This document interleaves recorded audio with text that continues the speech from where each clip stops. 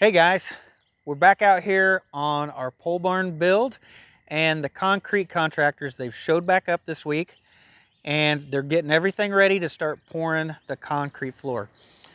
So from what they're telling me, they think it's going to take a total of 4 days to be able to get everything formed up and ready and all the concrete poured.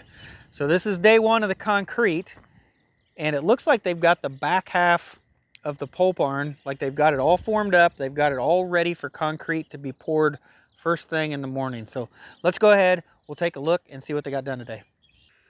So one thing that I noticed is that all the pea gravel that was here the other day, I think they've moved that into the building, and I believe these are new truckloads of pea gravel that's been dropped off. So I think we've had a couple more truckloads of material that have showed up, and they're bringing this pea gravel in. I think they're trying to get a couple inches of pea gravel down, and that's going to be the last layer before the 4 inches of concrete for the floor. So back here, the back half of the barn is where they really have it completely ready, I think. So what they have here is they've got their pea gravel down on the ground and level where they want it. They've got the plastic down under that. That's to help keep moisture from kind of wicking up through the floor, and helps keep your concrete a little bit drier, I think. And then they've got the reinforcement wire on top of that to reinforce the concrete, help it keep it from cracking. And this whole back part, the kitchen area, the workshop area, and then the dog kennel back there, that's all formed up, and they'll pour that in one pour, it looks like.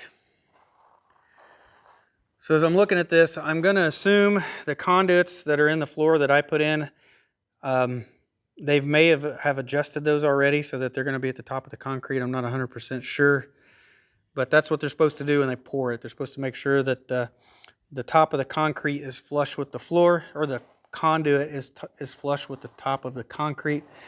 And then back there is the floor drain. They've cut that off at the right height, and they've glued that on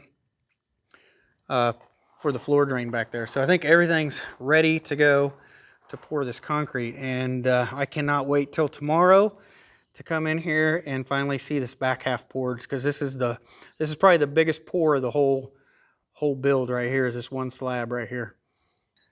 So over here, I noticed this is a power trowel, and this spins on you put this on the concrete floor once it's very firm, and that'll help smooth it out even more. It makes a nice smooth concrete floor.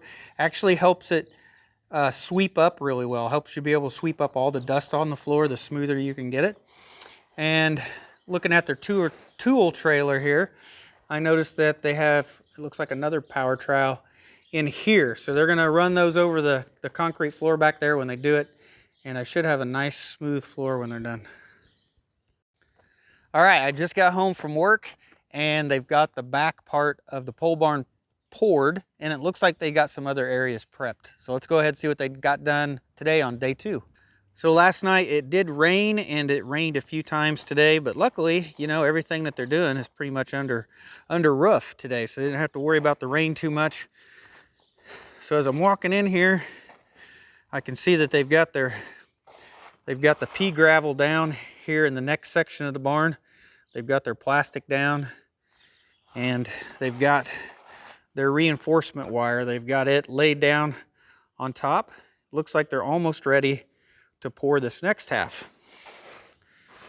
Now as we walk back here, you're going to see the concrete's poured on the back half. You can see that little bit of shine on there. It's got a little bit of glisten to it right now.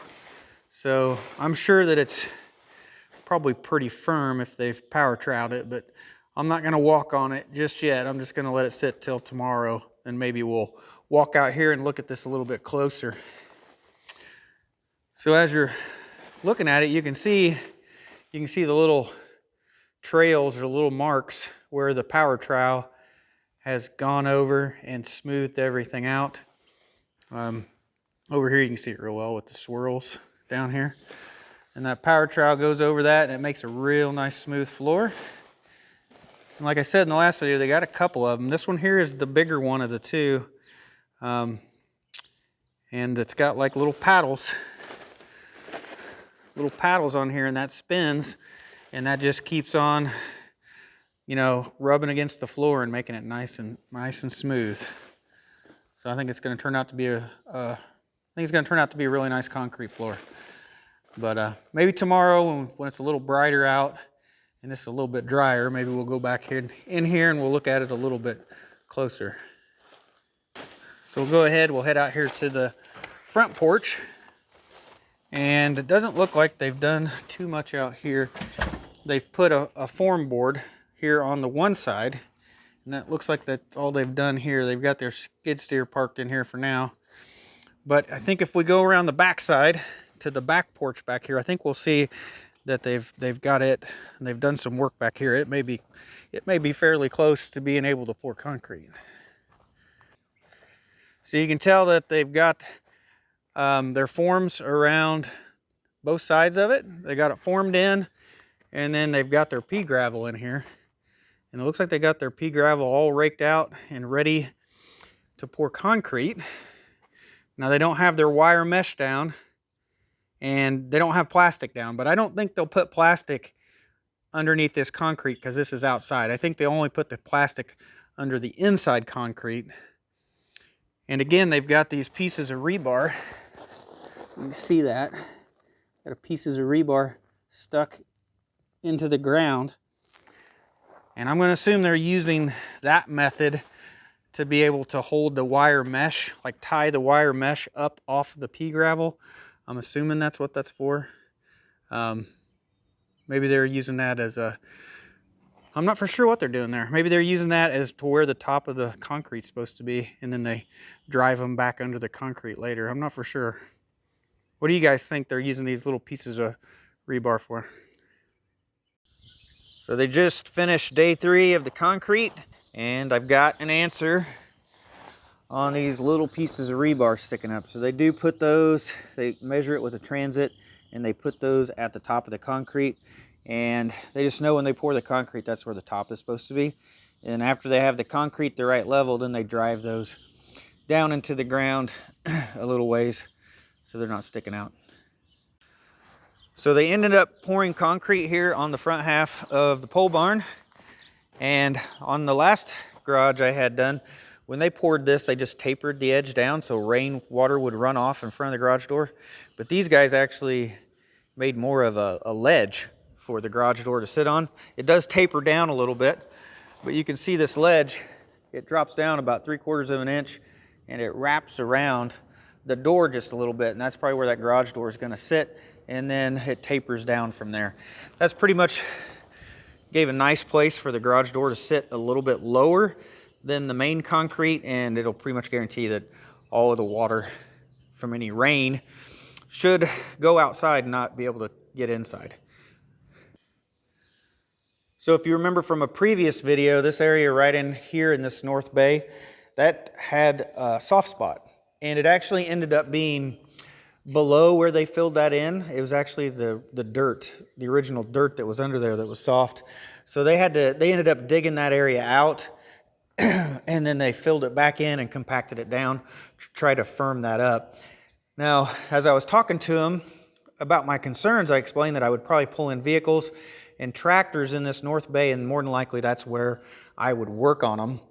So we decided to pour this whole area in here. We decided to pour that 6 inches thick so that it's a lot stronger concrete, could hold heavier vehicles.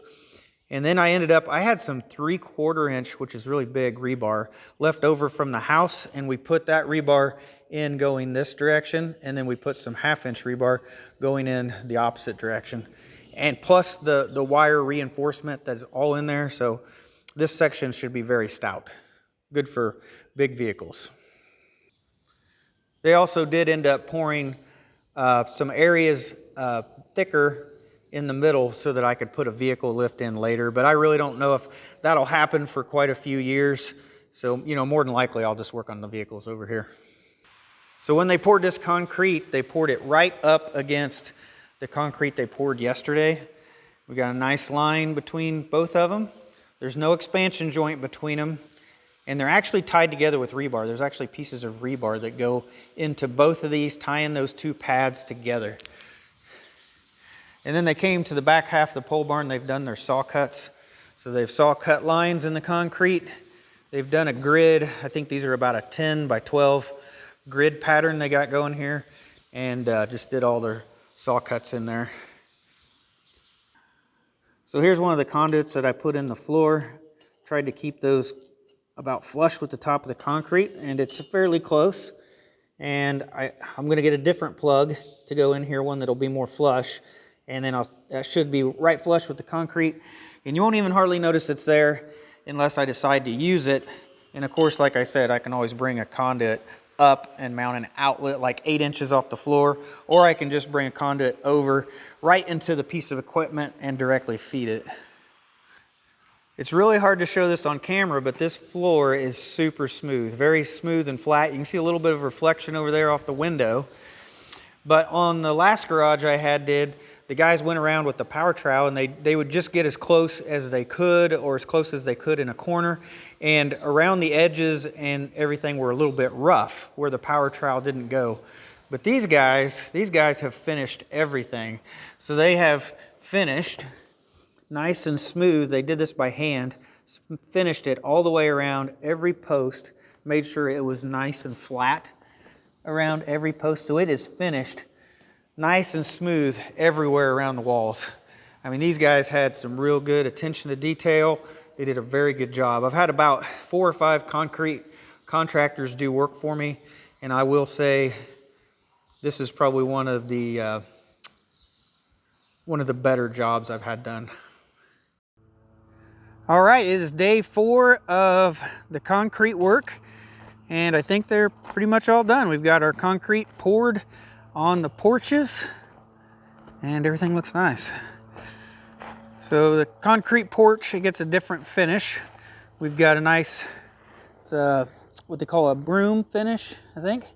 So it's got a little bit of texture to it, so you get a little bit better traction here on the porch when it rains and gets wet. So we'll go around and we'll look at the one on the back side, see what they did. But one thing I did notice today is that they've taken their skid steer and they've pushed some of this dirt back up and against the building here. So it's probably actually a little bit steeper now around the building. I think this is interesting right here. I mean, this is pretty tall. I'm not sure exactly how they got the cement truck to pour cement up here, because it looks like it's just a little bit tall for the cement truck to be able to get the concrete up here, to be honest with you.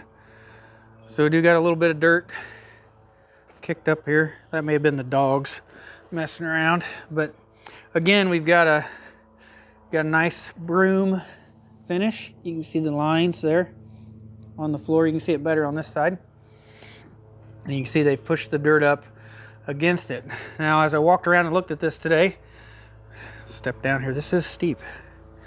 So I got to start getting some backfill in here sometime soon. You can see right there, starting to want to come out a little bit. I need to get some backfill put around this side. So I'm going to call the trucking company and have them bring some dirt, and I'm going to have to start packing some dirt in around here on that side there. Now, a lot of that's because we just got a bunch of rain for the last 2 days. And of course, all that roof drips off around the edges and is going to want to erode some of this backfill because it's not topsoil. So I called some gutter guys today. They're going to come out and measure for some seamless guttering. Same guys that put the gutters on my house. And hopefully they'll get me a quote, and hopefully I can get those guys out here and we'll get some gutters put on around the building, and that'll really help any of this material from washing away around the building. So now that the concrete is done, I've already called the garage door guy today, and hopefully he'll show up here pretty soon and he can hang our 10 by 12 garage doors. And then after that, you know, I'll be able to lock the pole barn up. It'll be nice and secure. And I'll probably go ahead and I'll start moving some of my tools and equipment, and I'll start moving them in to the pole barn. Just start slowly moving my stuff in there. So the concrete was the second most expensive part of this whole build. Pretty expensive is what it seems. I mean, it seems like it was pretty expensive to me in a way, but 4 inches thick of concrete on the whole garage, except for this north garage bay. That was 6 inches thick in that area. And so that was probably 6 inches thick for about 24 feet into the garage. And that was so I could bring some bigger equipment in there, heavier equipment, and be able to work on it and not have to worry about the concrete cracking under heavy weight. So the total square footage ended up being somewhere just under, I mean, just barely under 4,000 square feet. I mean, that's a huge amount. It seems like a huge amount of concrete to pour, 4,000 square feet. So total cost from the concrete guy, this is for the labor to pour the concrete, finish the concrete, to do all of the backfill labor, all the moving the dirt in there, all the compaction of the dirt, building the site up to where it's level. So all the labor to do those things, plus the cost of the concrete, ended up coming up to $16,500, right around there. And to me, that just sounds like a big number, $16,500.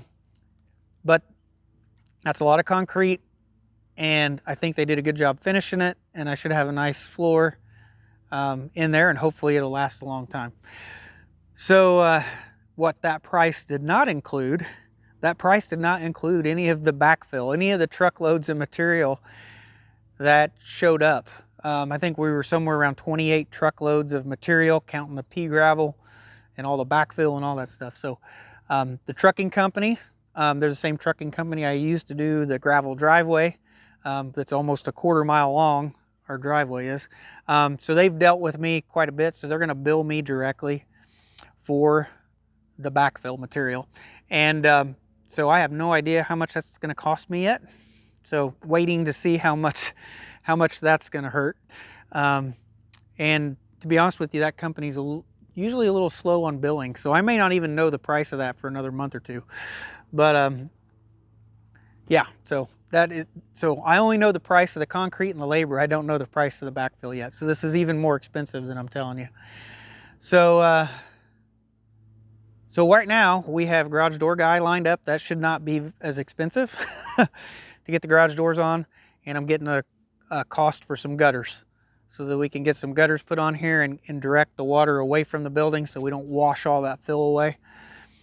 And yeah, and oh, what I'm going to be working on next is I actually have the wire. There's a spool wire that's behind the camera, and I've got conduit. I've got 2.5 inch conduit that I'm going to run from the building under our driveway over to the electric meter.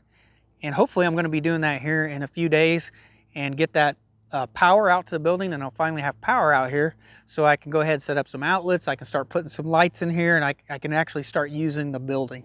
So yeah, so hopefully here within the next week we'll have power and it'll at least be usable. So that's where we're at on the pole barn build. Concrete's done. Definitely tons more work to do out here. Lots of hidden costs, I'm sure, that I haven't even thought of are going to come up trying to get this finished. So stick with me. We're going to start working on the inside. We're going to start probably doing some of get the tractor out, start playing with the tractor, and working on the outside, trying to get get it regraded, get some grass growing. Hopefully I can get all that stuff going here pretty soon. So I think that's it for today's video, guys. So thanks for watching. I'll see you next time.